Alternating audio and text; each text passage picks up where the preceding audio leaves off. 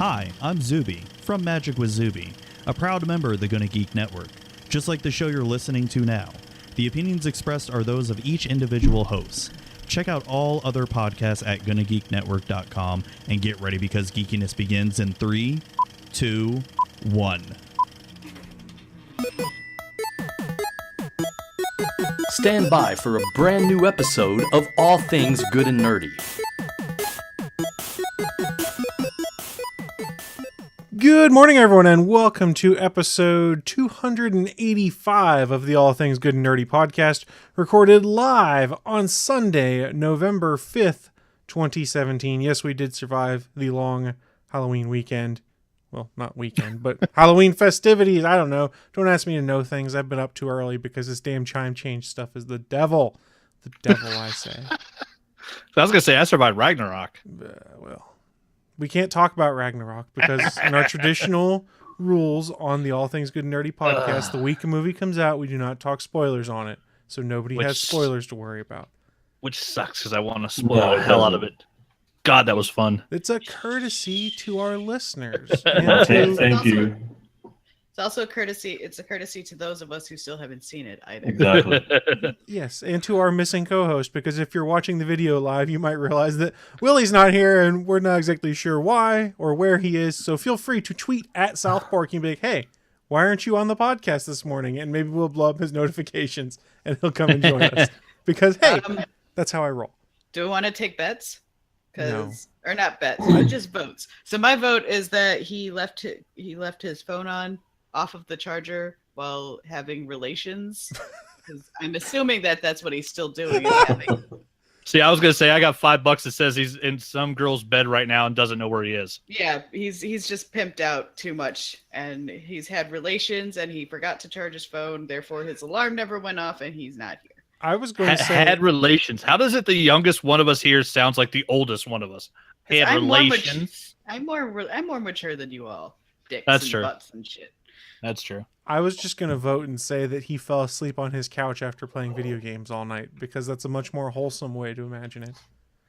Well, he was playing Fractured Butthole, so That is true. That's a game. The South Park, the Fractured Butthole. So, while Willie's not here, Anthony did us a solid. Anthony, why don't you let us know who you brought for the show today? I brought a replacement bald guy with a beard because I knew we'd be missing one. I brought Justin Prime on to talk about his lovely land of the Skulldiers. From y'all remember from last year or the year before? It's been a little over a year, yeah. A little over a year, yeah. Where I got my shirt and my awesome sticker on my sketchbook. Yeah, so Justin's here to talk more Skulldiers.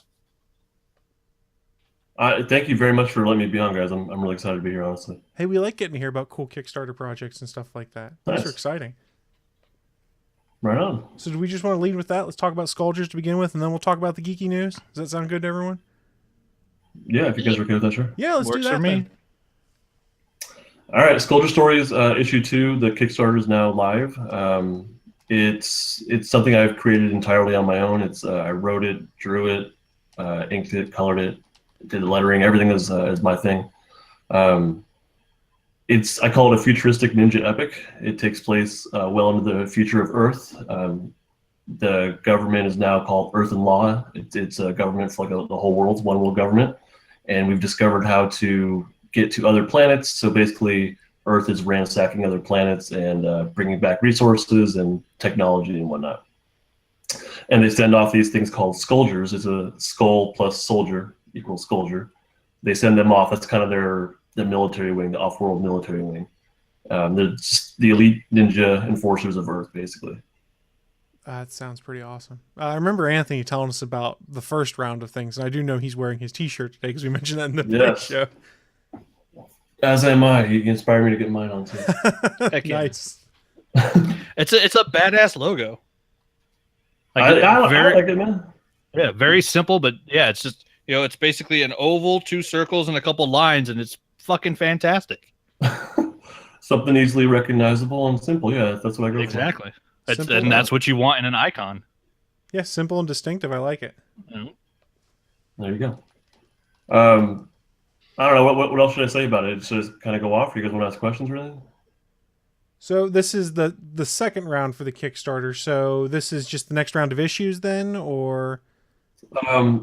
It's the next issue. Okay. Issue 1 was completed and printed, and everything, all the Kickstarter fulfillments were sent out. That was a while ago, and it took me about a year to finish issue 2. Mostly because I had a second child, and that kind of eats up all your time. Yeah, the children are a time filler. They really are, yeah.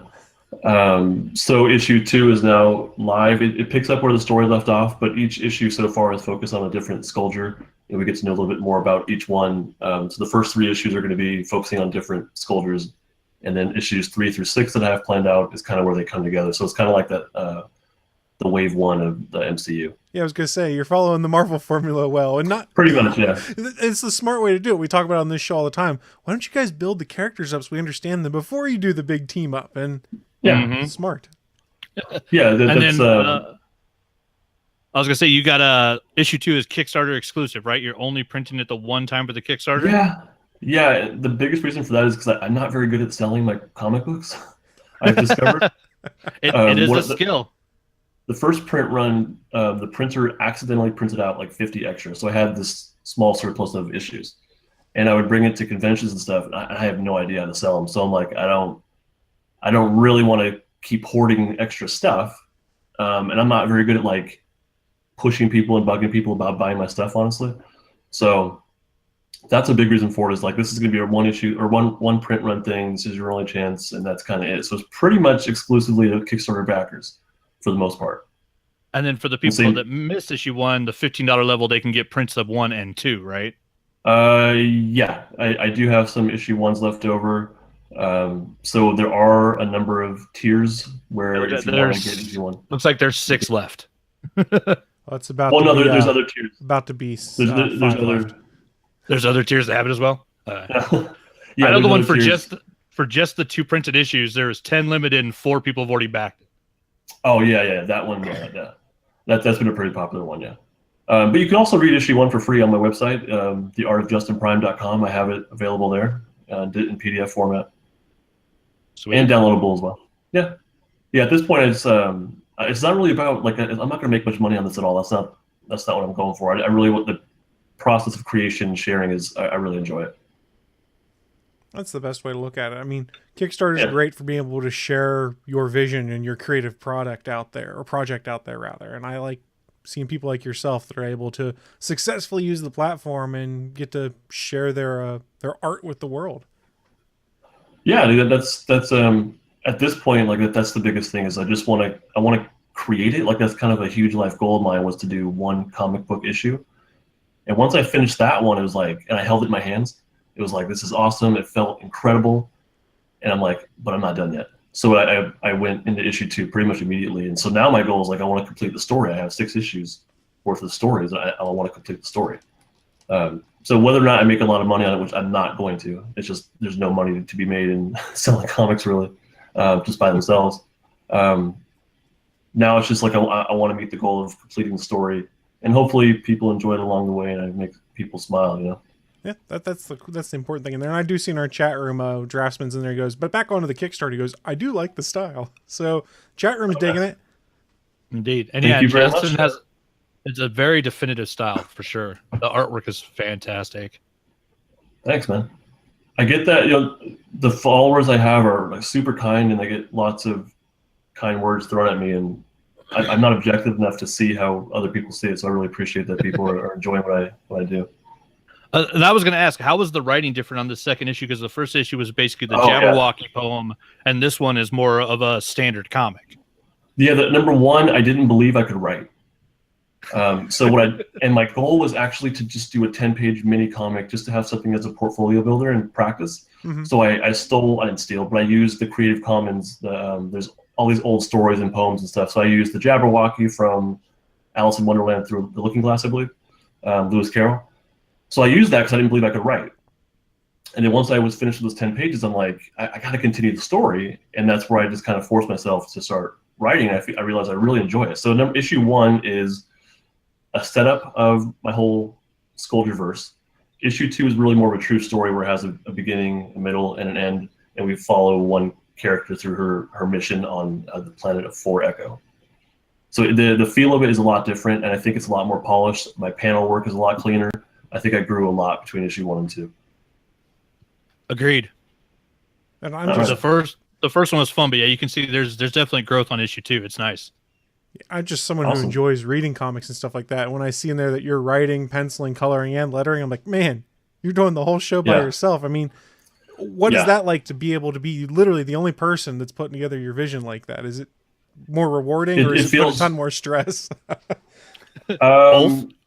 Honestly, it doesn't feel stressed because I don't really have a timeline. I want to get it done as soon as I can, but I'm not. There's no one like paying me to do it, so I can take my time and make it right. And I don't do well with relinquishing control to other people. So to trust somebody else to get the lettering right or to get the colors right, I have to have control over it right now.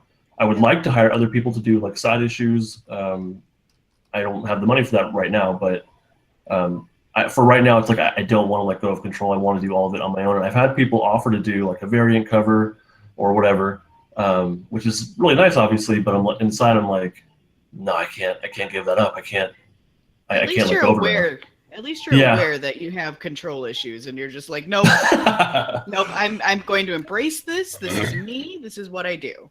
Yeah, exactly. Yeah. And there's nothing wrong with being a control freak. Look at Eric Larson. He's the only Image founder still writing, drawing, and inking his own book from when Image launched. Yeah, he still does, I think, everything but the letters and the colors on Savage Dragon. Wow. Sometimes he lets other people do other stuff. But mainly, yeah, he's written every issue. I know for a fact he's penciled every issue, and I think he's inked every issue. And it's the only title that's been consecutive from the launch of Image to today where it hasn't ever stopped. Wow. Every other Image founder had somebody else take over their books except Eric Larson. And Savage Dragon is all him. I had no idea. Yep.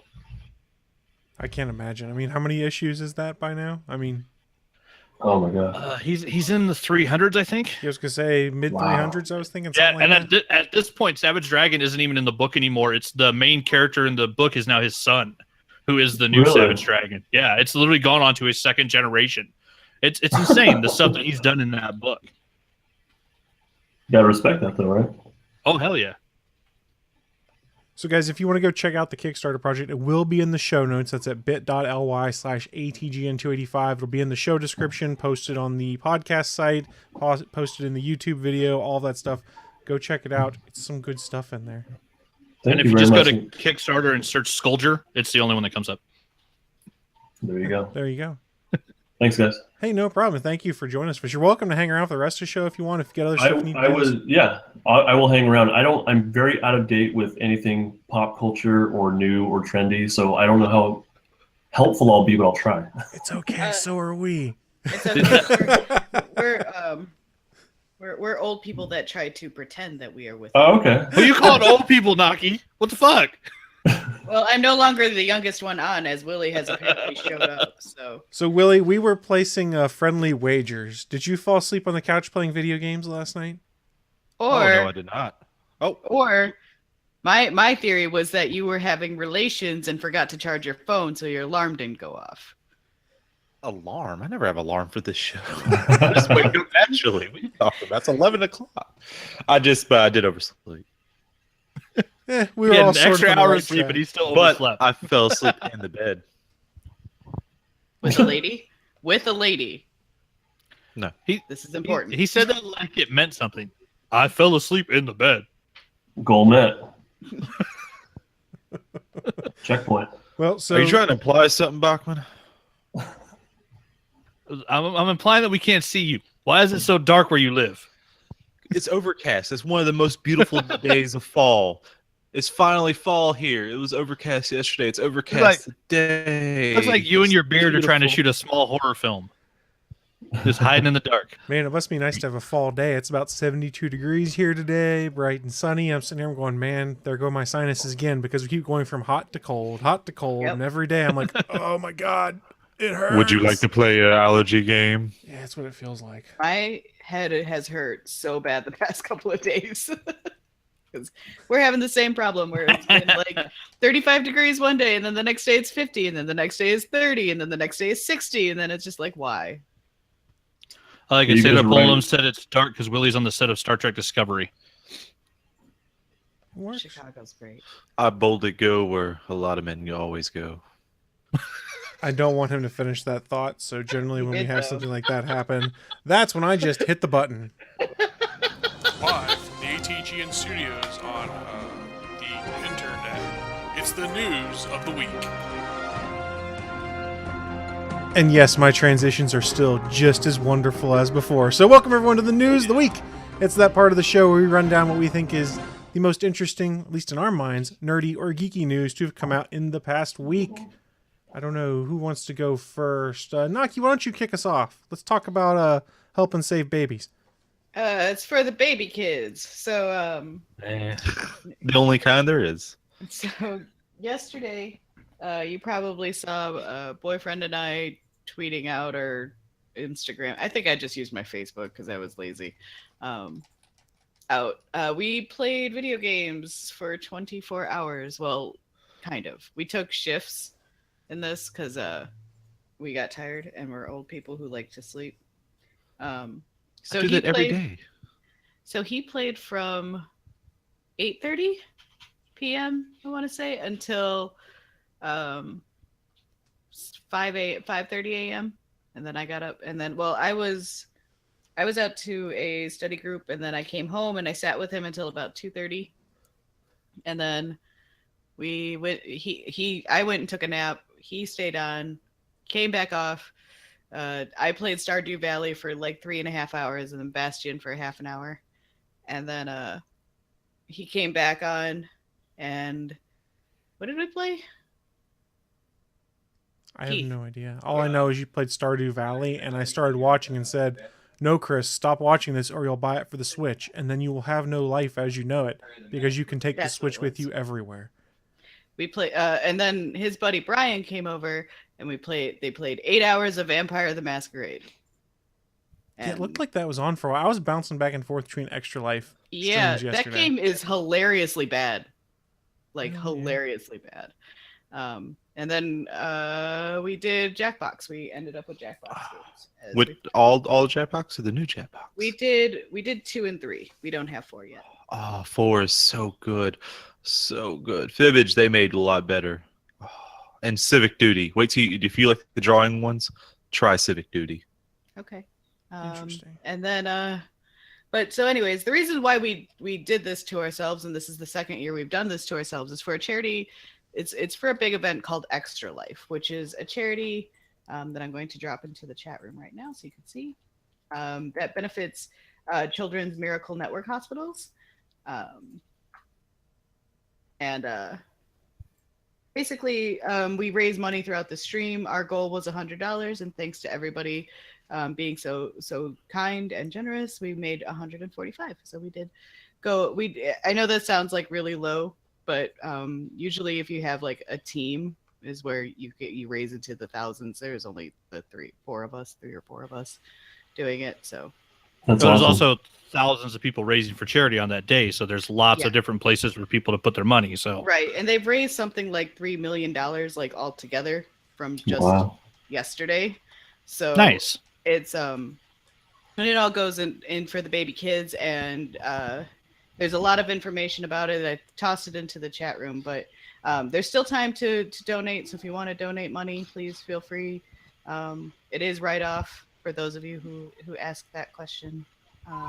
Yes, it can does write let it you off. print a tax receipt at the end if you decide to do that. What was I starting to think? Oh, I mean, you raised money by playing video games. That's a cool thing regardless. I mean, if you didn't raise Exactly. anything, you played video games and raised awareness for a good cause, and then you guys raised money on top of it. That's awesome.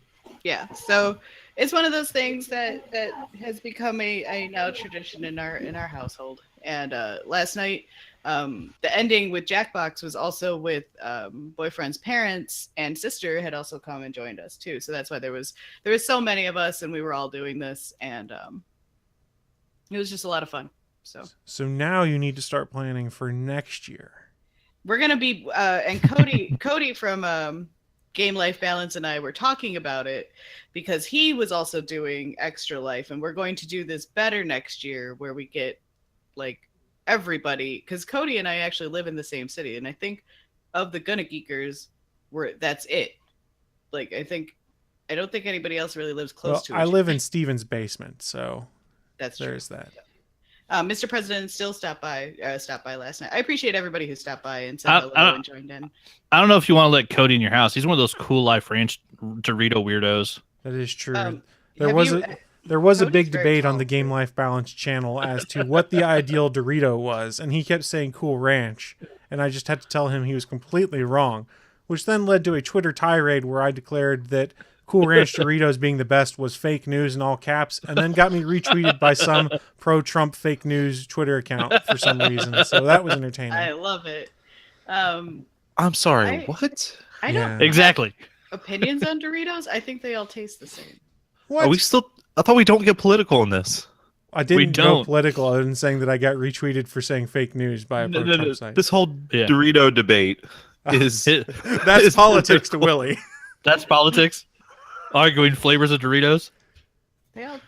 God, Willie, I wish I lived in your world right now. Right? If that was all I thought politics was, I'd be in good shape. It's a God, right? He's living a simple life. So anyways, if you want, go check that out. Donate to your favorite team, or if you want to donate to us, I believe our page is still open. I don't know what our page is. It's under Video Game Clearance Rack. Yeah, I could find the link because I had to go and dig through it to find your page last night. Sorry. Because I couldn't remember. No, it's no big deal. It's just I couldn't remember where I saw it except for one place. So I had to Facebook creep you to find the post, Naki. Sorry in advance. Oh, it's just Clearance Rack? Oh, it's just Clearance Rack. Haha. Not Video Game Clearance. See, this is what happens when you have to podcast from the living room. We get live commentary correcting us. Yeah. It's great. It works out. Well, it's helping, isn't it? He was trying to be quiet and just like pointing at the sign that I'm doing it wrong. Is this the sign hanging up on the wall behind your head that was on the stream? Yes. A giant banner? Yes. Where did you get that banner? He made it. He works at a print shop. Yeah. No one's ever told me this. What? Maybe you should follow him on social media. I don't use social media all that much. Someone needs to go teach Willie how to use his phone. Got it right here. I use it to read the things every week. To read the things every week. I love it. So, Extra Life, wrapping up this year, like Naki said, you still have your chance to go and donate to your favorite teams. So please go check out the Clearance Rack one. You can also go check out Game Life Balance because they were also streaming on Geeks.live. We had both the streams up there. So next year, we will do something similar on the Geeks.live page because nobody else broadcasts on Saturday. So it's all you for Extra Life. I'm going to. I'll find the link and I'll throw it up into. Yeah, if you do, and I'll throw it in the show notes too. So just send it in the chat, and I'll dump it in there too. So let's move on to our next story here, and let's talk about the Star Wars spinoff that's coming up. You guys are familiar with the Ron Howard directed now Star Wars story called Solo. The very much Ron Howard directed now, from my understanding. Yes, very much Ron Howard directed. So if you guys aren't familiar, directors Phil Lord and Chris Miller were originally brought on to do the Solo standalone movie. They were fired by Kathleen Kennedy back in June or so. I want to say it was around June. And there was a lot of theorizing what was going on. Basically, the directors weren't getting along with Lucasfilm, so they parted ways, and they brought in Ron Howard to be a stabilizing influence. And the important thing to notice is they were 2 weeks from wrapping principal photography. Yes, and they only had 2 weeks to go. And then it became problematic because they decided to reshoot a bunch of stuff to try and make it fit better with their vision for how the Han Solo movie should go, i.e. less comedic and a bit more serious moments in it. So they went over their production budget by a good deal. We'll get on that number here in a little bit. Ron Howard basically had to work around people's schedules because, for instance, Donald Glover had to go off and film more stuff for Atlanta in between doing things. So he had to front load all the Lando Calrissian scenes, was all my understanding. Throughout all of this, Ron Howard's been kind of teasing fans by posting cryptic images on his social media about things that might be going on in the Han Solo movie. So you would think, man, we're getting a lot of reshoots here. This has got to be expensive. So, yeah, it seems like it. On the latest episode of Star Wars News Net's The Resistance broadcast, it is revealed that inside sources said that nearly all of Solo was reshot for possibly twice the budget. They doubled their budget to reshoot the entire movie with a new director in like 6 weeks. Well, it gets rid of one of the concerns they had, which was dealing with the DGA, having a director take over for another set of directors, determining who gets the director credit was going to be a huge problem. This is no longer a problem. Yes. So what they've been saying in all of the back catalog stuff is that supposedly Lord Miller's footage was, quote, very usable, but they are kind of worried about the whole Frankenstein approach of having to mesh Ron Howard's style with the Lord Miller one. So yeah, they kind of solved it by reshooting everything, and it's ultimately going to be a Ron Howard film now, not a mismatch, not a Frankenstein kind of film. You know what this kind of sounds like? What's this sound like? This kind of sounds like a Richard Donner fix when they fixed really Superman does. 2. I just can't figure out if it's going to be good or not. And I do It's Ron fix Howard. is in quotes. He doesn't make bad films. It would. It's true. It's true. Name a poorly made Ron Howard film. You may not like the story, but he's never made a bad film. I'm not saying that you're wrong. I'm just wondering if even wanna Ron challenge Howard that. can save it. You know, like at this point, can he still save it? If you wanted to bring Yeah, someone in. If you got to redo everything, that's not really a good sign. No, I mean, and remember, this is not new for the Star Wars anthology films. They redid a ton of Rogue One by all reports. They reshot the ending, reshot a bunch of scenes Right. inside, brought in a secondary director to come help and redirect some of the reshoots, the things that were going on. So it seems like outside of the core movies, they've been having some issues with reshoots. Although Sailor Poland does bring up in the chat room that they did save Wonder Woman. That's true. Yeah, if you're going to go back and redo everything, I mean, that shows they're definitely dedicated to it and getting it right. Exactly. I mean, but here's what baffles my mind is let's go back and look at production costs. Force Awakens supposedly $245 million. Rogue One supposedly $200 million. So let's go conservative and say they did like 160 before the reshoots on Solo. You're still talking $380 million for a non-core Star Wars film. But you're talking like that actually matters. What's true, it is part of the Disney machine, and they can offset it with things like, I don't know, the entire Marvel Cinematic Universe, where every movie's been profitable. Over the long run, between merchandise, DVD, Blu-ray sales, international and digital, it'll make that money back. I always, whenever they talk about like how much money Disney makes and stuff like that, and they're in the trillions, like I can't even imagine it, because I can't even imagine more than, like, because I'm a poor person and I live paycheck to paycheck, like living more than having like $1,000 available to you that isn't already like parsed out to bills and everything. Oh yeah. So it's just like I can't even fathom how much money that they bring in. So Draftsman has an interesting question in the chat room for us. I wanted to bring up. He goes, "You guys think that Solo will be like Blade Runner? I mean, there'll be 5 versions of the movie out there with a different director for a movie. Do we see them ever putting out the Lord and Miller cut of this movie?" Nope. Yeah, I don't think so either. It'd be interesting. At best, you'll get a like gag reel that will have the best stuff from the Lord and Miller guys that they wanted to keep just to keep. And it'll be on a gag reel on the Blu-ray as an extra feature, but it won't be in the movie. Yeah, I tend to agree with you. Remember, this is all about the Disney money-making machine right now, because I'll do a brief aside for another story. Did you guys see the kind of the requirements they're putting on movie theaters for carrying Fall of the Jedi, or Last Jedi rather? No, I haven't. They get 65% of cut for the first 2 weeks instead of like the 60 they were getting for Force Awakens or something less than that. So they're kind of putting the screws to these guys, being like, hey, you want Star Wars to save you? In order to show it, we get 65%. It has to show in your biggest screen for the first 2 weeks. So if you're a smaller chain who only has like, say, 6 screens and you want to put your newest release on the big screen, you've got to have it on there for multiple weeks in a row. So they're making it tough, but at the same time, what theater chain doesn't want Star Wars? Because it's going to put butts in seats. Theaters don't make much money on the actual movie. Nope. Nope. They make their money off concession. Yeah, exactly. So that's just kind of I understand, but it's also kind of a dick move. Yeah, that's how I looked at it. I was like, I understand where Disney's coming from, but at the same time, the theaters are struggling right now. Right. It's a down box office right now. You go and look at most of the box office returns this year.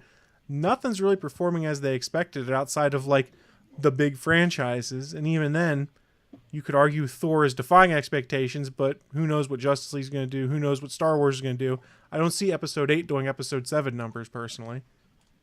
God. Can I ask a question? Go for it. Just totally off. I'm not sure.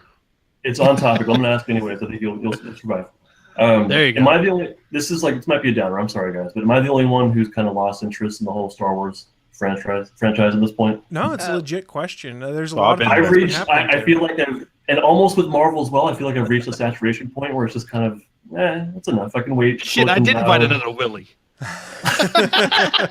So But that's the only one. Or what? let me take the Marvel side of it first. Is I think Marvel Yeah. has learned a lot of people are starting to think similar to you, which is they're getting tired of it. It's the same old thing, same old thing. And you go and look at a lot of the movies they've done this phase of Marvel films. They've all had a different flavor than normal. That is true. On That purpose. is true. And I think that Thor Ragnarok, when folks get a chance to see that, I won't get into spoilers on it, but it does a very good job of presenting that different flavor of a Marvel flick. And it's funny, it's compelling. There's the characters evolve and you see their evolution over the arc of movies. And like Willie said, it's like the He-Man movie we always wanted. It's even Guardians of Homecoming. Asgard. You butchered my Homecoming was quote. Okay, Willie, fix the quote for me. I'm sorry. It's the best 80s He-Man movie we never got. There you go. Oh man. See, Homecoming was even like a teen romantic kind of thing, right? Not romance. It was a but- John Hughes movie with There, superpowers. yeah, exactly. They Which made a was big effort beautiful. to give it the feel. It was. It worked really well. So that's the advantage that Marvel has over Star Wars in that fact is they've got so many different heroes in there. They can put out a different flavor of a movie. The Star Well, Wars Star- thought they could Star do Wars that did it with- as well with Rogue One. Yeah, well, That's a the war was. film. anthology It movie was. is It yeah, but here's Totally a war film that takes place in the Star Wars universe. Yeah. the anthology movies aren't seeming to work as well as they hoped, and they're still boxed into the main movies. They have to do the ongoing story arc. So really, what's going to determine the success and failure of that is if you looked just on the outside of Solo, looking on the outside, looking in, you see a lot of warning signs. If they can pull it off and they can make something that's different, I think they've got a shot there. But here's the thing: they went with directors that would make something different than the traditional Star Wars feel on things, and then they backtracked. They're not really True. shaking Yeah, up the yeah. formula as much. It doesn't seem like. I'm hoping they brought Ron Howard in to do a heist movie.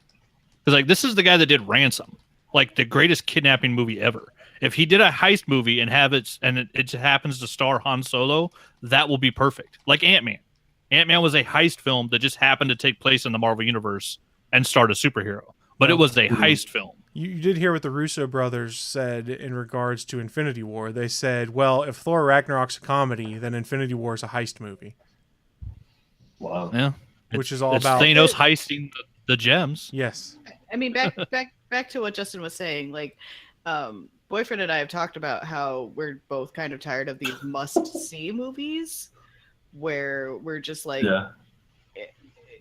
I don't want to have to watch a movie to see the other movies, and I've talked about it before, where it's just a burnout, where it's just like, I am interested in these movies, but I don't want to have to see a movie. Now, here's an interesting question since you said that. Are any of these movies where you have to see other movies to actually know what's going on, or can you not pick it up? I never actually thought of that.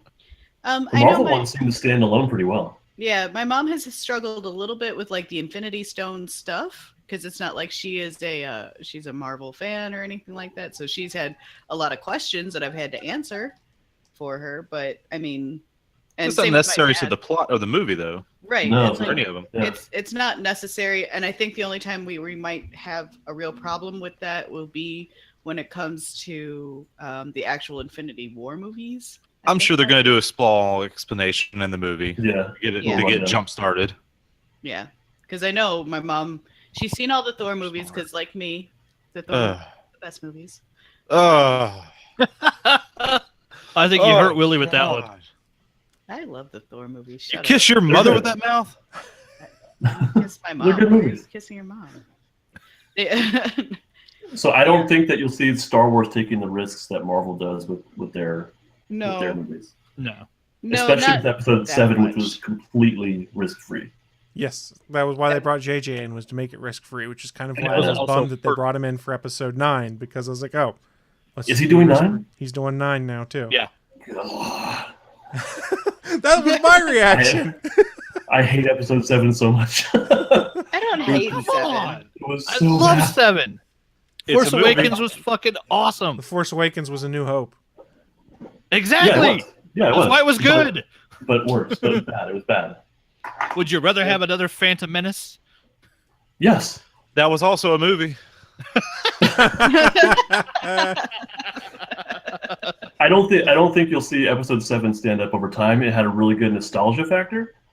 And once that's gone, it's just kind of a shitty or crummy movie. Sorry if I can't swear on here. Oh, you can swear. Go ahead. Where all you want. Oh, okay, good. Fuck, man. What I don't think it'll stand up. I don't think it'll stand up over time. I tend to agree with you. And in fact, while I enjoyed Force Awakens, it's the repeated viewings where I've kind of looked back and gone, it's not really anything fresh, but why I still enjoyed it is I was like, I never expected ever in my life to see a Star Wars movie in theaters again. And then it happened, and I was like, wow, this is just gravy. It's bonus material for me. Yeah. And I love it. There's I mean, like with most movies though, there's always room for improvement. Like I don't think there's any movie where it's perfect or anything like that. But I think at this with episode 7, they were trying so hard to not pull another Phantom Menace that they almost just kind of went backwards with You and that. Sailor Poland are reading each other's minds because he literally pretty said much. the exact same thing in the chat room as you were talking. Just to assure people that it wasn't going to be a movie about trade embargoes.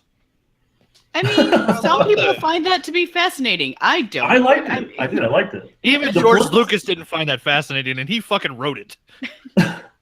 The political stuff for the Star Wars universe is huge. Like, to me, it's like it's an integral part of the story to get to episode 4. I mean, and you're right. Like that's the thing, but it does. And we've talked about this a lot, but we can always bring it back. Is that the way that episode 1 was written was an adult script written with children in mind. So like they couldn't make up their mind if they wanted to present to children or present to adults. Yeah, I was going to ask, did it deserve a little annoying Darth Vader kid? No. Well, he didn't have the singular focus he had in the 70s when he originally started the thing. There was a lot of drop balls with 1 through 3. They had a good idea that just it was not well executed. But it gave us Ian McGregor as Obi-Wan Kenobi, which was perfect casting. And Darth Maul. Yeah, Ray and Park is Ray awesome. Park. Anytime you cover his face, $100 million. Anytime. All right, so let's move on to our next story.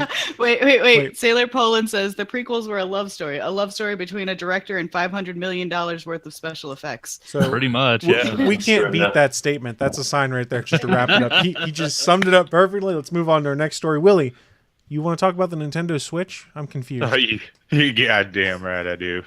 You want to make Chris cry? A little bit. So this could point out some trouble in the future for the Switch, if you're ready for this. Oh, bring it. So they're re-releasing L.A. Noire onto the system, right? I don't know if you heard of that. L.A. Noire. L.A. Noire. Noir? Look, I'm even ESL and I know it's noir. I said Willie, it's Mjolnir. I just woke up 10 minutes ago. Mew Mew? Mew Mew? But so this game is 6 years old, and there could be a bit of a problem with it because the little Naki and Chris, you can tell me on this. Are the little cards the games come on? Are they proprietary cards? They are proprietary cartridges or cards that they use for the games. It's part of why games that physically come out might cost more on a Switch than they would on, say, a PS4 and Xbox One because you just print a disc versus making a cartridge. I don't have a Switch. Why did you put me in this? Well, if you get the card for it, you're going to have to also download a 14 gigabyte digital download file in addition to having the card as well. They did the same thing with NBA 2K17 or whatever, or 18, whatever the hell the last one is. I think it was a 32 gig save file that it created on there. Wow. Well, that's where it's actually is funny because the download, if you try and download the game, you cannot download it on a just core Switch system. Because how much storage room does the Switch have? 32 gigabytes? Is that right? The Switch comes default with 32 gigs of storage, which again is another case of Nintendo completely underestimating what the storage requirements are for anything, especially when you factor in third-party stuff. Now, first-party stuff we can touch on here in a few. Wait, so in the year it was launched, it has a 32 gig default as the max hard drive, and it already has a game that comes with a 32 gig download. A 6-year-old game. No. Yeah, no. The game actually comes out in a 29 gigabyte download, but the But no, Chris said system the NBA 2K18 whatever is already the max of the default hard drive. That's fucking ridiculous. Wow. And remember, you can't even use all those 32 gigs. I think it uses 6 gigs for just its system. Because part of it has to be the OS. Yes, they built this whole thing predicated on the fact that, you'll have to buy a micro SD card for extra stuff, which I have my own heartburn with. And yes, you can put micro SD cards in there, and they go up to 256 gigs now you could get, but nobody's buying that size. I am. Okay, Naki might buy one that size. I'm lying, but I can say I am. Naki, don't be such a size queen. Let's get past this now. So, you made Anthony cry. You're making Anthony cry over there. I laughed, but it was muted. That was funny. Support Willie there. Thank you. Now, I hate how they worded this in this article, though. The file that is required contained the day one update contains gameplay data as well as normal. No, I hate that one right there. Normal day one patch fixes. Yeah, patch fixes on day one should not be normal. That should never been allowed to be normal. Why did that become the norm? That doesn't make any sense to me. Because game companies are lazy. For the most part, day one patches annoy me, but I think there's a difference between something that is, oh shit, we printed this and we found an issue and we need to fix it, and having the ability to day one patch it is awesome versus let's print the disc 6 months ahead of time and then we'll just day one patch everything we find in the interim. Oh, I'm with you there, but it's so widespread. Every goddamn game has a day one patch. It seems like it, and I don't have anything to back it up. My guess is it's a cost cutting measure of some kind. Oh god, I don't even want to touch on that last Tony Hawk game there, Sailor Poland, because that was a whole mismatch of shit. But but the problem also is they could have put it on a bigger memory card for the Switch. They could have. But that would have cost them $20, from what I heard, for a cartridge. Yeah, extra. That's the problem you're going to run into on the Switch is they used a proprietary cartridge, which adds into costs, and people who are making third-party games are kind of going, how do we get around this? We cause you to have to download stuff. I mean, didn't they learn from PlayStation, from the PSP and the Vita? Proprietary stuff does not work, especially if you're using proprietary memory sticks. Yeah, what do you do, though, on the Switch, though? And I'm not trying to defend it. It's a legitimate question here is, I want to have a game system that's both portable and that I can dock. What medium should I put the games on? I can't put it on a CD or a DVD or a Blu-ray because A, the system's too big for it or too small for it, and B, if I'm riding in the bus and the bus shakes, I scratch my disc. Well, I'm sorry. Make the console itself with more memory in it? I completely agree with you there, and I fully expect that within 2 years we'll have a version 2 of the Switch that has a boatload more storage inside. Are you sure? Yeah. Do you think Nintendo's listening to this? Look at the new model of everything. But Yeah, but the new model on everything now is let's not do a new generation of things. Let's do a hardware revision. You've seen it with PS4 to PS4 Slim to PS4 Pro, Xbox One to S to X. You've seen it with all the different DSs. That's the trend of things. You know what? You got me there. Suck it, Willie.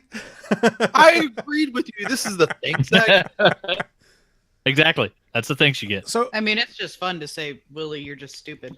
Yeah, that's true. So, but in all seriousness, part of the issue they're going to have with the Switch games here is Nintendo knows how to optimize them to make them fit on a disc. What do I mean by that? I had to go and pull the numbers, but here I found it.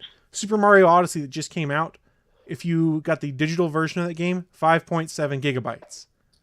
ARMS, 2.2 gigabytes. Splatoon 2, 3.1 gigabytes. Nintendo is optimizing things, it seems like, so it doesn't require boatloads of storage. But people are taking third-party games and porting them to Switch. I don't think they can optimize nearly as well because it's not developed with the Switch in mind, which leads to these ridiculous storage requirements. Again, this is me taking a stab at things. I don't have any hard facts from any developers or anything saying this is the exact reason why these games are large, but it seems plausible. No, but let's compare the two games that we talked about. The NBA 2K18. Yes. That's a brand new game coming out.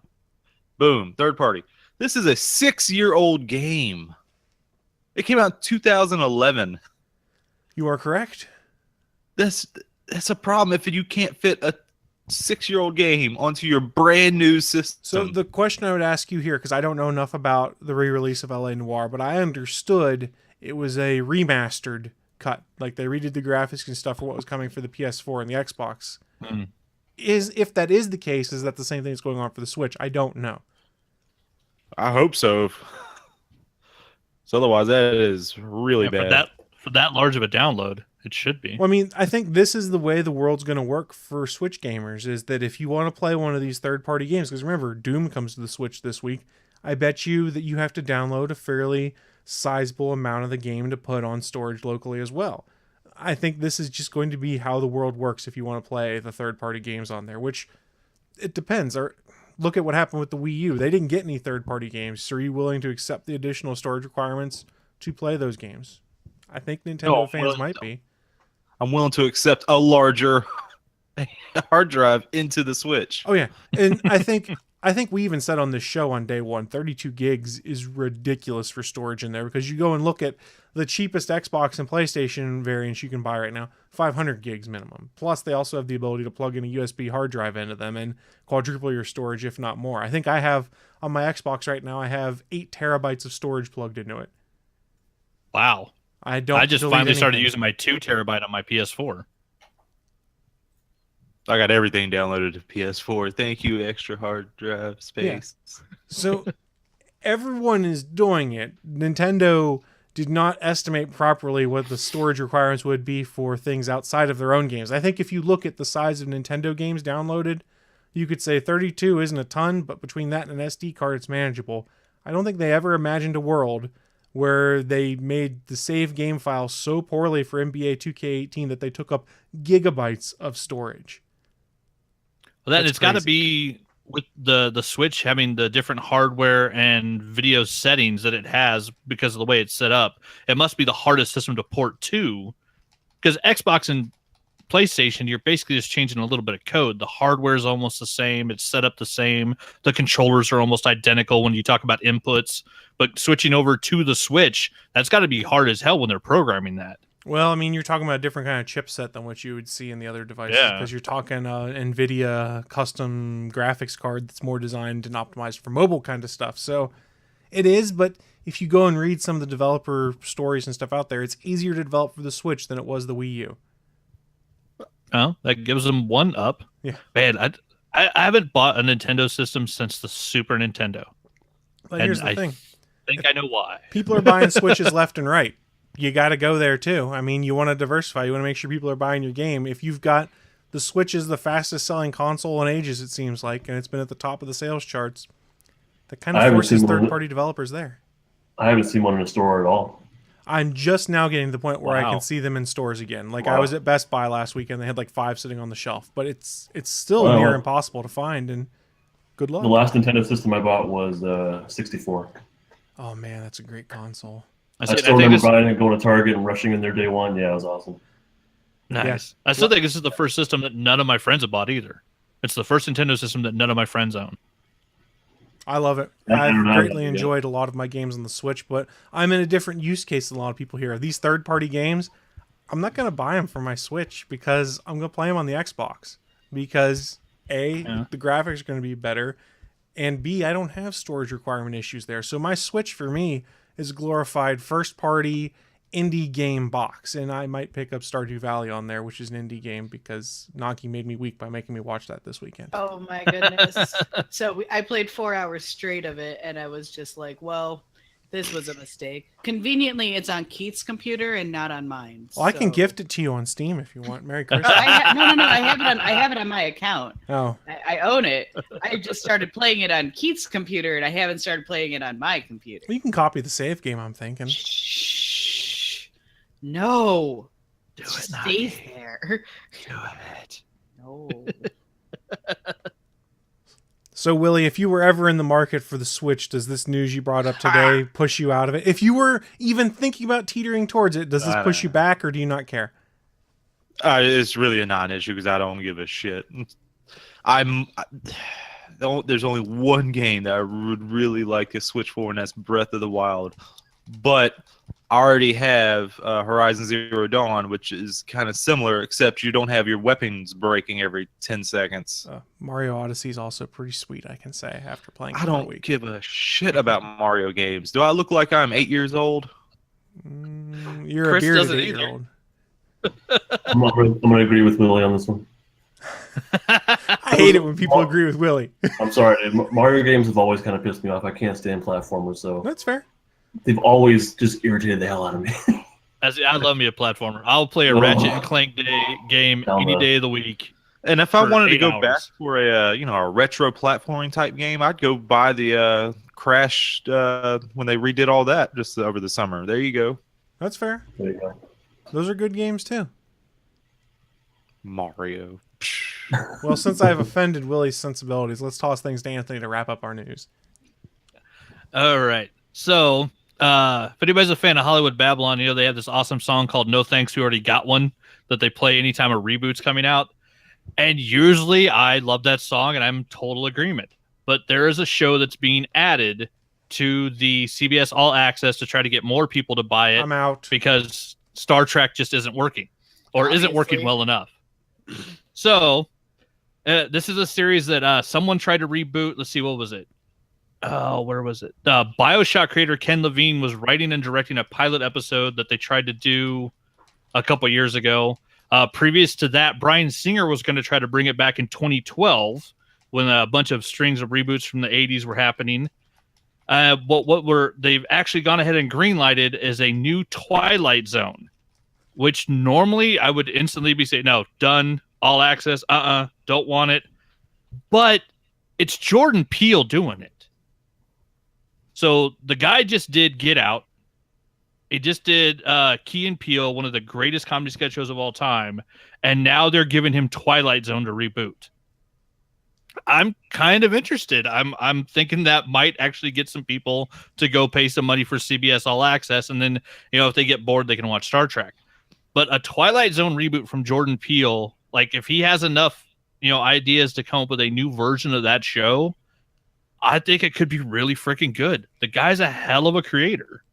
What do you guys think? This isn't the worst thing to reboot because the Twilight Zone is like an anthology of different tales. So all you have to do is do weird, twisted stories, and you could brand it under anything. Branding it under the Twilight Zone just gives you name recognition. So I'm okay with it, but until you said CBS All Access, and then I said I'm out.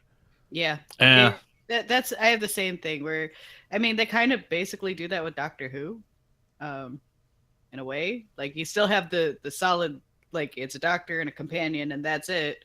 But in a way, like it's still just different stories every time in an anthology sort of way. Whereas Twilight Zone, it would still be the same thing where you've got the narrator and then the story. I think you could reboot that and not have a problem with somebody being like, I like the old one better. Is this really a reboot though? So it's since they're actually, it's actually going to have a host and it's going to be called the Twilight Zone. So technically it is a reboot. They're not going to they probably won't redo some of the old stories, but they might do some of them because some of those classics, you just want to do them and they just redo them in color with new actors. Leave the and classics some people alone. would love them. Just do something fresh and new under the same vein of what a Twilight Zone story was. Hell, you could do the same thing with Tales from the Crypt. You don't have to retell those stories again. You could reboot that because apparently it's you can't because they just tried and it failed. What was it even on? They were M. Night Shyamalan Ding Dong was going to bring it back to HBO. Well, it never even showed on HBO though. Was using M. Night Shyamalan Ding Dong. Yep. Yep. Unfortunately, even just his stance of his movies are what they are, but he just doesn't have that name recognition anymore because of what has happened to his movies. What a twist! Yeah. So that was awesome. the twist is that his career went down. Well, it's coming back up. Look at Split. Split was really good. I did enjoy one good film after 8 duds is not coming back up. Especially especially after Avatar, I didn't think there was going to be any sort of. Oh, I'll blame him fully for that. Jesus Christ. So Sailor Poland brings up a good point. He says, what can they get away with, though? The revival of Twilight Zone redid some stories in the original series, and they soft-pedaled some of the endings, didn't have that same sense of eeriness and menace. Didn't they already kind of do it on UPN like 10, 15 years ago? There was a Twilight Zone and an Outer Limits reboot, soft reboot that was done in like the 90s and early 2000s. I remember because Mark Hamill was in one of the Outer Limits episodes, and I went, "Is that Luke Skywalker?" and watched as like a 16-year-old kid. I was like, "This is pretty cool." Yeah, some of those Outer Limits ones are great. I remember the one I saw had Christopher Titus in it. I was like, "Oh, okay." I am one of the few people who really love Christopher Titus. Although I haven't seen anything recently. I guess the last one I saw was Love is Evil. But I really did like his stand-up. Oh, he's funny. But apparently I don't know. He might be a little right-wing. So not surprised by that, but he might be. Yeah. I don't know if it's like super right-wing or if he's a little right-wing. Does he have that red hat on? Haven't seen that yet. Yeah. Anyways, continue. Sorry, didn't mean to interrupt. Don't mind me. So, I don't even know where to go from it now, Naki. Sorry. Hit that porn button, motherfucker. Why? Why porn? What happened? Porn. He agreed with Willie. That's why. Oh. I don't know about that, Willie. If I ever think that, then I just have to go back and hit this one button that I can't find. Willie, I think you're just stupid. It doesn't matter. You already pressed the button after I said, "Hey, hit that porn button." You did, so you must have agreed with me. This guy can't take it back. That's goddamn right. That's true. Never let me have a soundboard in the middle of a show, guys. Never. Never. I have no control of that. For yourself. Yeah, you built it. How are we supposed to stop you? Well, when you come and break into my house and steal my stuff, make sure you take the soundboard with you. Oh no, I'm leaving the soundboard. I'm totally leaving the soundboard. I guess technically I'm closest to you. Oh, I'm taking Spider-Man and all the comic book artwork, but you can keep the soundboard. You want this one? Right there, Spider-Man? Yeah, yeah, I'm taking Spider-Man. You want the Spider-Man that doesn't have a dick? Willie, yeah, why Willie, are you... unlike you, I don't need a Spider-Man with a dick. Willie wants the one with the yeah. with the Willie dick, wants the obvious, full-size, yeah. life-size Spider-Man with the dick. Nothing wrong with that. Nothing wrong with It's Spider-Man. I'm just gonna send you one of these days when I have disposable income, so it's not gonna be anytime soon. But I'm gonna paint you a dildo with Spider-Man's logo on it, and I'll send it to you. You're talking to me? Thank you. Can you make sure it has a suction cup? Because I'm gonna put it right on the ceiling. Oh, okay. Yeah, suction cup on it. It's going on the ceiling. People go like, "Hey, it's Spider-Man's dildo." I mean, he's weird, but fuck it. So there's absolutely no way to transition to this one, but I do like to remind folks. Hold on. It would be your dildo, not Spider-Man's dildo. It's painted like Spider-Man, but it's still your dildo, right? But if it's on the ceiling, I can't get on the ceiling. I can't wall crawl. It's yours. It's yours. It's still yours. It'll be yours forever, Willie. So I have no way. There's no way to transition out of this one, guys. So I'm just going to remind you, hey, we're part of a network of shows you can find over at GonnaGeek.com. Spider dick, spider dick. Fair use, fair use, fair use. That's a parody. Okay, we'll go with that. So like I was saying, we are part of a network of shows you can find over at GonnaGeek.com. There's a variety of awesome different geeky nerdy shows, some that focus specifically on a show such as like Arrow or Flash, some about geek culture in general, some about a deeper dive into some moral quandaries you might have in geek culture, all sorts of things there. And each week we try to highlight one specific show, give you guys a taste of it and say, hey, you might want to go check this out. And Willie, what show are we talking about this week? This week, we are talking about Legends of S.H.I.E.L.D. Episode 213, The Inhumans. The gentleman's name is Gorgon. The Legend of S.H.I.E.L.D. Agent Lauren and consultant Michelle discuss The Inhumans' 6th episode. The gentleman's name is Gordon.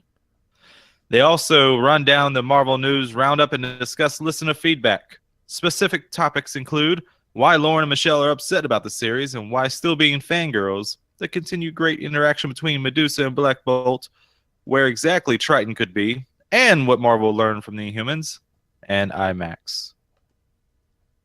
Back to you, Chris. Yeah, I know what they learned. Don't put shitty shows on IMAX. And also don't put typos in this either.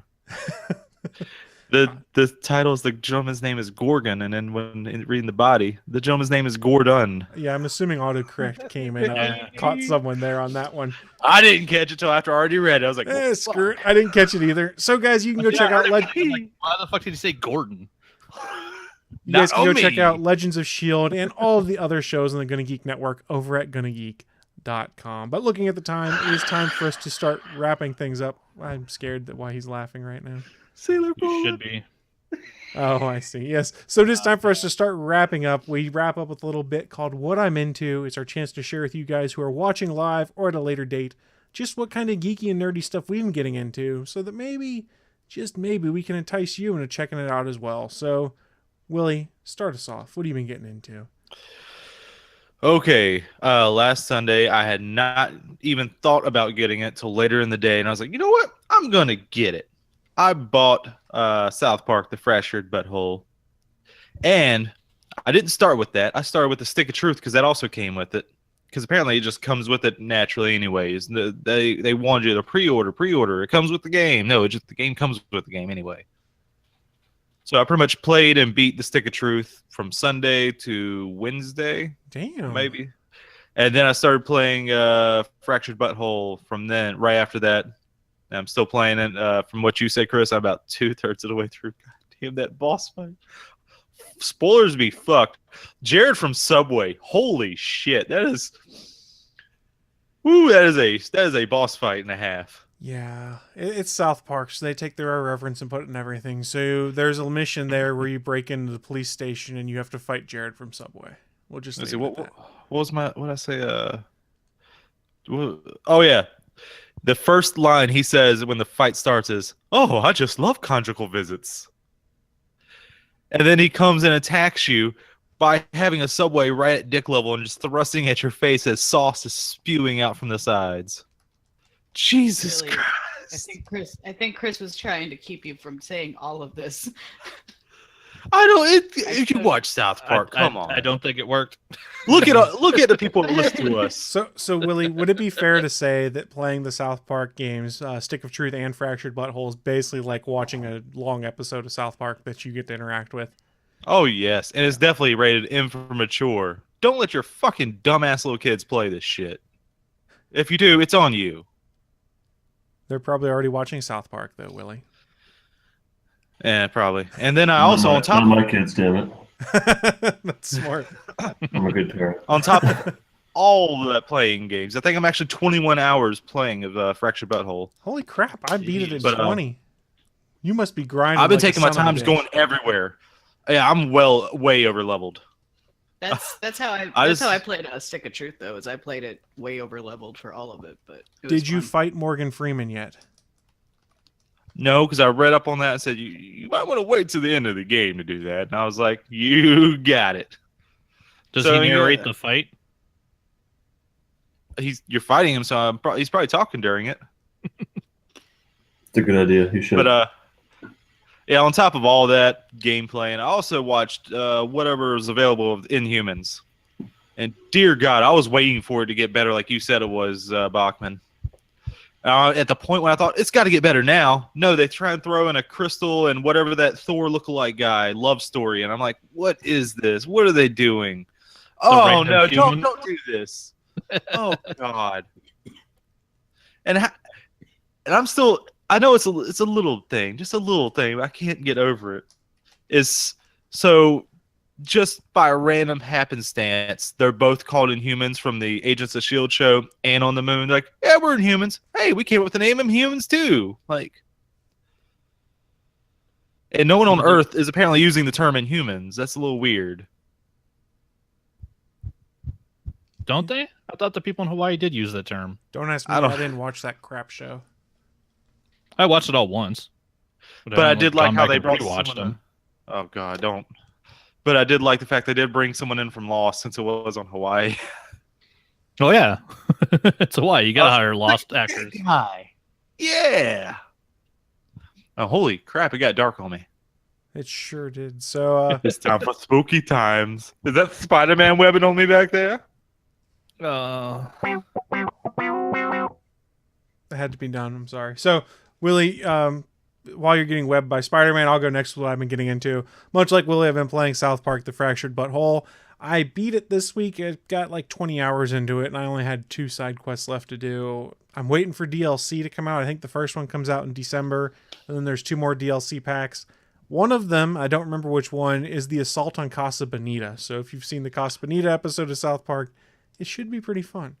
Is that probably where they're building the mall? That could be where they're building the mall. I don't know. Or where the mall was, because the map is exactly the same from Stick of Truth, Yes. just about. Or it could also be you get to go to Canada later in one of the DLC packs. Because did you try to go to Canada in the new one? Oh my god, I loved it. I walked up and just said, "Hey, what are you doing over there?" Just a gigantic wall. Hint, hint, Trump. Blocking Canada from America. And one guy sitting on top was like, "Oh yeah, it's pretty awesome back here. Too bad you can't get in." And then they mentioned at some point, like, "Yeah, it might be DLC or something later on. Who knows? But you can't get in now." Yes, typical reference. So I did beat that game. I will probably go back and finish up the 2 side quests I have left at some point after the DLC comes out. I don't have it in my possession anymore because I gave it to the girlfriend so she could start playing South Park. What else have I been getting into? Been playing Super Mario Odyssey. It's delightful. If you follow me on Facebook or Twitter, you've probably seen me post random videos of stupid things I found in the game. I've had a lot of fun with it. Yes, I know Mario games aren't everyone's cup of tea. I hadn't bought a new Mario game in ages. I'm still having fun with it. I'm enjoying it. So take it for what it is. And then Friday, coming home from work, I got lucky in this regard. I had to stop to run an errand, so I popped into one of the GameStops there to see if they had any good games that I could buy on sale or anything.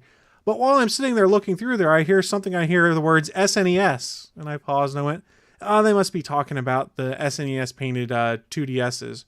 No, it was the SNES Classic. So I picked myself up an SNES Classic and spent my entire Friday afternoon after work playing Donkey Kong Country, Super Mario World, and that's cool. I can't remember the other one. But the funny thing I realized with Donkey Kong Country is I haven't played that game in 20 years at least. I remember buying it brand new on the SNES and Dad and I playing the 2-player, not the cooperative mode, but the competitive mode.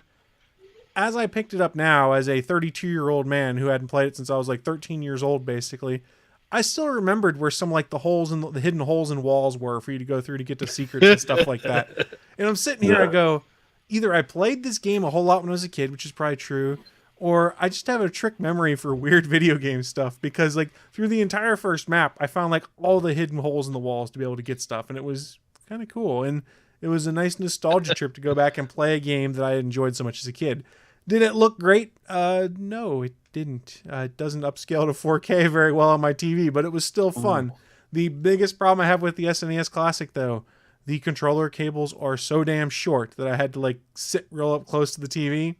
I have already gone on Amazon and bought extension cables for both of my controllers that came with that will make it like 10-foot long cables. Now, here's a question for you. Sir. Is that a Nintendo branded extension cable? They don't sell Nintendo branded extension Okay, cables. I didn't know that if they can did see. that because they did that fucking shit on purpose so they can sell fucking extension.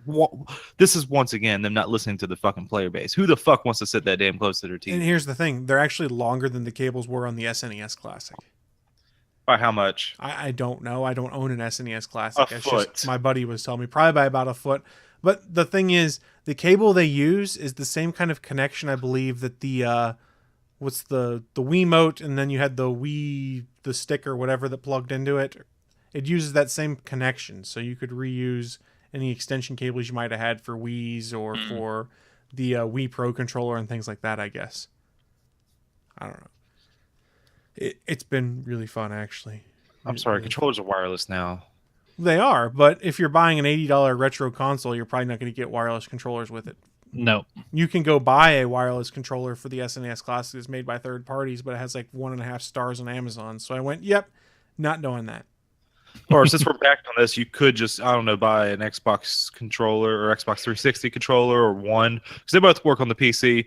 Get yourself an emulator, get yourself some ROMs, hook that up to your TV, and have a grand old time. Yes, but remember, ROMs are shady legality. If you don't technically own the game, you can't have a ROM of it without violating the DMCA. Once again, when they make it so there's just no option, have an option. Willie, I understand what you're saying, and honestly, if I had not happened upon a Switch SNES Classic in happenstance, I wouldn't have bought one because I got tired of trying to hunt one down. But literally, I was standing in the store where they opened the box. I was like, well, this is a sign. I'm just going to buy You got to it. get that. You can't walk away from that. Yeah. No. Yeah. And I looked at it this way. I said, in Chicago, we're never gonna get it. Yep. I said I can play it for about a week or two, and if I get tired of it, I already know I can trade it in for Amazon credit to get $75. So I've paid $5 to rent it for 2 weeks if worst comes to worst. Well, shit, Or I you could probably throw it up on eBay and double your Yeah, price. and I could flip it on eBay, but I don't want to be one of those scalper assholes because, like I said on the show, part of the reason that it's so hard to find an SNES Classic and an NES Classic is the scalper assholes who bought them all up just to flip them on eBay. If someone's buying 12 of them and flipping them, they're asses. I would be okay with you doing it because you didn't buy it with the intents to sell it. That's true. Yeah, So and I'd if be you put okay it up with on you eBay buying for it. what you paid for it, and then somebody overbids it, that's on them. Yeah. No, I would even say if you want to charge more, go for it. I mean, you didn't go in with it saying I'm going to buy this and I'm going to resell it for higher. You tried it. You're like, this ain't for me. You looked around the marketplace is buying it for. Like, I'll go with that then. That's capitalism, buddy. That's what America's founded on, motherfucker. There you go. So, in all seriousness, if I don't hold on to it, why I wanted to find an NES Classic, in all honesty, is I wanted to get it to my dad for Christmas last year because I remember playing NES with my dad, sitting down, the both of us playing 2-player games and talking trash back and forth. And the same thing holds true with the SNES. So if I don't hold on to it, I'm probably going to give it to my dad for Christmas. And when I go up for Christmas, we can spend a couple days playing it because it has a nostalgia feel to it. It's games that we played together when I was a kid. Well, it's got Super Mario Kart, right? It does. It didn't age well. It's worth it just for Super Mario Kart. It didn't age well. Super Mario Kart is awesome. No. You go try it. You go back and try playing the Super Nintendo one. Here's a question for you since we're talking about retro gaming, and I want to talk about this because this was before the internet. Talking about the original Nintendo. How did everyone know to pull out the game and blow on it to put it back in? Which it says on the back of the cartridge to not do. Yes. Yeah, well, technically, that doesn't fix anything. The major thing fixes is taking it out and put it back in. That's what actually does it. But everyone did that. How did everyone know to do that?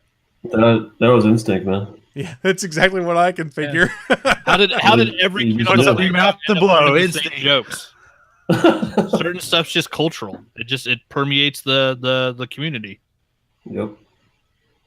No, but I don't remember anyone teaching me that. It's just you just knew. Yeah, I just did it. What else would you do? I remember also there was a trick I had no way to fix anything.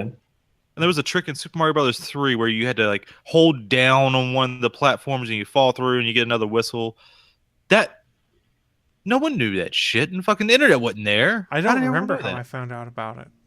Exactly. Nintendo Power. Probably Nintendo Power. In all I honesty. never had Nintendo Power. Yeah, but did Agent your friends have 000. Nintendo Power? I think my cousin showed it to me, and she did not have a Nintendo Power. So that I think that's how a lot of that stuff spread is kids read Nintendo Power or some of the other gaming magazines because you had EGM and all these other things, and that was the internet for games.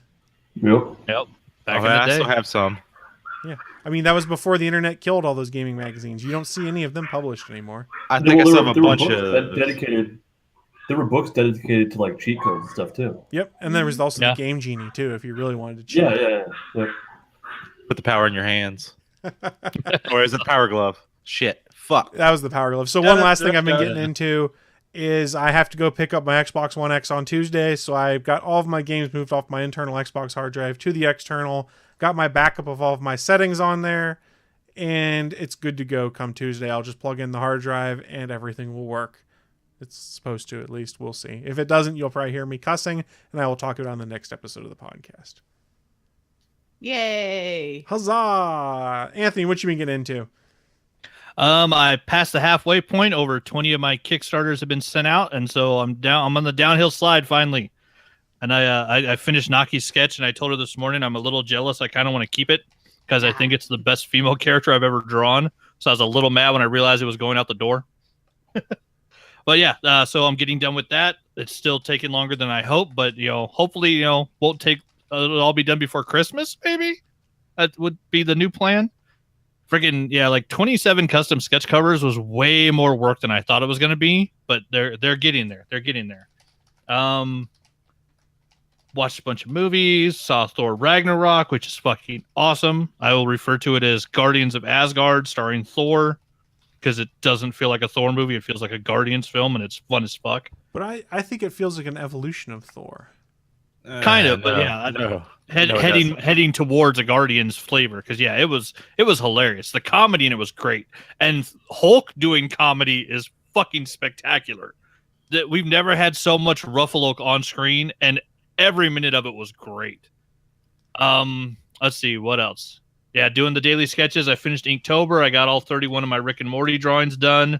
I've been doing Thor Ragnarok characters so far since, just because, well, they're in my head.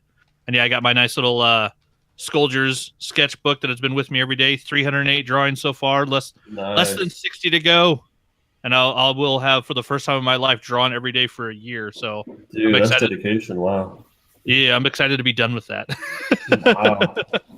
Wow. Yeah, that, and then went and I saw a bunch of the new pops coming out from the cons, and I was trying to be good, wanting to stick to my budget.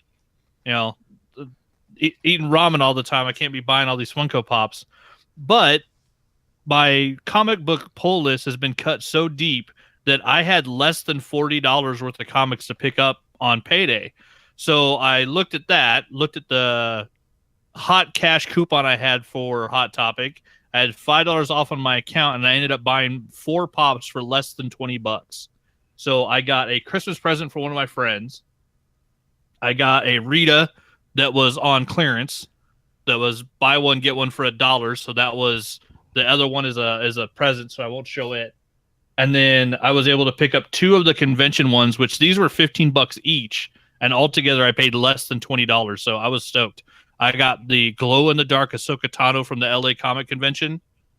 And then I got the one I really wanted, which was the flocked Snowball from fucking Rick and Morty. Where are my testicles, Summer? Yeah. Where are my testicles, Summer? No, Bad Chris, don't human. encourage him. He has a problem. Bad human. But yeah, it's Snowball in the helmet, and it's like the coolest looking pop ever. You could say your pop addiction is snowballing. No, I wouldn't say that because that's a stupid pun. That's a Willy type pun. I'll leave that for you. But yeah, other than that, drawing and watching stuff. Got all the way through. I binged all of Stranger Things 2. If you guys haven't seen it yet, it's fucking great. I watched it. I finished it all that Friday it came out. I think most people did. Yeah, Punk 11 is fucking awesome. The stuff that they let the characters do in the new show is just great. But yeah, so much good stuff's coming out. And now we got Thor and Black Panther's coming. And I'm trying to think on the count. I believe Thor is the 47th Marvel film I've seen in a row on opening day. It's 47 or 48. So I'm not sure. Avengers Infinity War might be the 50th film, which if that lines up, that will be fucking awesome. And then, yeah, losing in all of my fantasy leagues. Fantasy Movie League, I'm sucking it up. Fantasy Football League, I'm sucking. Every fantasy league I'm in, they've all gone to shit. You're welcome. Fantasy football is to not vote for the Bears for anything. Fantasy football sucks when 6 of your starters get hurt within 2 weeks. I mean, you're already doomed. Rodgers? Fucking Aaron Rodgers. You're already doomed in the Fantasy Movie League thanks to this guy. Yeah, you suck. There's a lot of modesty right there. Cushion. I got I'm sorry. Do you remember when Bachman was in the lead? How much shit talking he did every single week. Yeah. How often do I say anything about it? And how much was I in the lead by? Oh, I've had this cushion for a good long while. I think it's now down like 25 million, 15 million. It's still a good. Yeah, I'm set for the rest of the. Pretty sure the last season I won, I had like $120 million lead on you. So I don't want to hear it. Oh, that's on me. That was. And I was the first person to break $1 billion in that season. We're not even close to that. Bunch of $700 million. Bunch of slackers. I got this. Fair enough. So, Justin, why don't you wrap things up for us? Let us know what kind of stuff you've been getting into, and also please let folks know where they can find you online.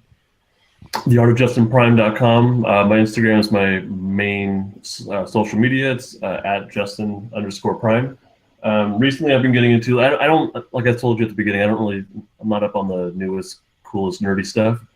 But there is a game I've been really into. I don't know if you guys have heard of it. It's called Minecraft. I think it's going to be big. I've heard about that game. I think it's going to be a big one. I haven't heard about it. I'm not sure. I'm out of the loop, but my wife and I have been enjoying that every night. We sit and when the kids are in bed, we play some Minecraft, and I have a good feeling about this game. Think it's going to do well? I think so. Besides that, I'm reading Divinity from Valiant, and I'm not very familiar with the Valiant universe, but Divinity is pretty damn sweet. I'm reading the first, I think it's the the first two storylines, and there's a third one going on right now, which I haven't caught up on. But the Stalinverse, I haven't caught up on that one. But Divinity's sweet. I might have to go check that out. I need to pick up some new books because I've dropped a lot of my stuff lately. I do want to interject right quick. SP, get back in your hole and stop putting on stuff on here. Get back in your hole. Whoa. That's just rude. That was just rude. Oh, no, I read what SP wrote. Thanks, SP. Do you guys know what else is rude? It's me bypassing Naki on what I'm into because I'm an asshole. Yeah. So, Naki, what are you into? Maybe I don't want to talk about it now. Damn. Fine then, I'll just mute you and move on. All right. Oh, shit. Wow. So the email came out this week that Justin Roiland of Rick and Morty fame will be at C2E2 this year. So that's been fun. I'm really hoping that doesn't mean we're just gonna have a pile of assholes at C2E2 this year, but I'm pretty sure that does. I just pictured a pile of assholes. Oh, God. Why would you do that? Because you just said it. On top Good of job, that, Naki. Take that, Willie. I'm now forced to think of that, and I hate myself. You said it. I did say it, and now everything is terrible. Just imagine the smell. Why? Oh. Stop it, Willie. I'm trying to go quick because Why are they all winking at me? That's your own fault. That's your own fault. No, I'm not thinking. Nope. Anyways. So on top of that, working on Korean and that fun stuff. I started a new job not too long ago, so I've been working at not being terrible at that. And then currently looking at some travel, might be going to China later on in 2018.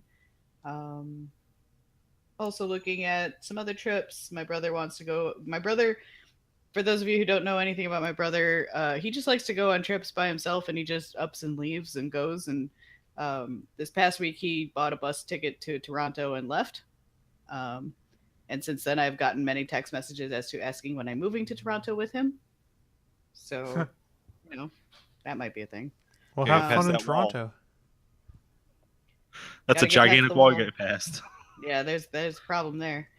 But like I said, yesterday was Extra Life Day. I played Stardew Valley and Bastion on my own, and played a lot of other games with everybody else, and raised money for baby kids.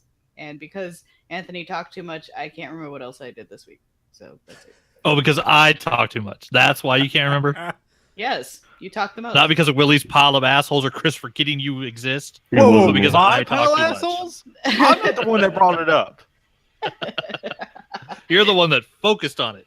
Well, I mean, I've already given shit to Chris and Willie, so I had to do something for you, Anthony. I couldn't leave you out, so you talked too much. Fair enough. Fair enough. Justin, do you want anything? Do you I want was me about to say to you're leaving him out. No, I haven't earned that. No, I'm good. Okay. He's the Leaving out a guest. I'm not guest. trying to be. I'm trying not to be an asshole. You're to the excluding guest. him. You're excluding him is what you're doing. Damn it. Insult the I man. haven't- Damn it. I'll be all right. Yeah, it's safer to not be on the crap list, I think. You made the list. So, guys, I think that is going to wrap up our extended edition of the All Things Good and Nerdy podcast. You got like 20 minutes of extra content this week because Chris doesn't know how to keep track of time and trim things down accordingly. So, go me! I'm a great producer. We also had 5 people. That is also true. So, it was a full show. Yay. Thank you for letting me be a part of it, guys. Yeah, anytime. That's what I was going to get to next. So, thank you, Justin, for joining us today. Guys, go check out the show notes. Go check out all the notes we had. Skulldier Stories, There you go. Kickstarter. Go check it out on Soldier Kickstarter. We have the links in all of our stuff. So just click the link there. Go check it out for yourself and throw a couple bucks towards a good project. That's all I ask. So friendly reminder, don't forget we record live every Sunday at 11 a.m. Eastern, 10 a.m. Central over on Geeks.live, which is the streaming home of the Gonna Geek Network. If you want to watch more live Gonna Geek content, just hang around on Geeks.live. In 20 minutes as we record this should be Legends of S.H.I.E.L.D., and then at 6 p.m. Eastern, Starling Tribune covering this week's Arrow, and then finally at 9 p.m. Eastern, the latest installment of PopX Cast, because everyone loves our Sunday time slot now. Everyone. It's true. We were here first, bitches. We were Bunch here. of copycats. Been here for 5 years. Over 5 years. Fuck, we've been here too long. We've been here too long. So, guys, I think that is going to wrap us up. Anyone have any final thoughts for us as we close things down? I was waiting for that. I'm gonna All right. quit now. Bye. Let's see if this gets cut out. So, so Naki, that was really fast. I got that Spider-Man dildo. I put it up on the wall, and you wouldn't believe it. Spider-Man, he got done, webbing me up. So he jumped on it. He clenched with those powerful sphincter muscles, leapt off the wall with it, and then went on the ceiling and plugged it right up there. Holy shit! You wouldn't believe that. Thanks for listening to this brand new episode of the All Things Good and Nerdy podcast. Don't forget, we'll be back next Sunday live at 11 a.m. Eastern, 10 a.m. Central over at live.atgnpodcast.com, channel 3 of the Alpha Geek Radio app, and over at our network home at gonnageek.com/live.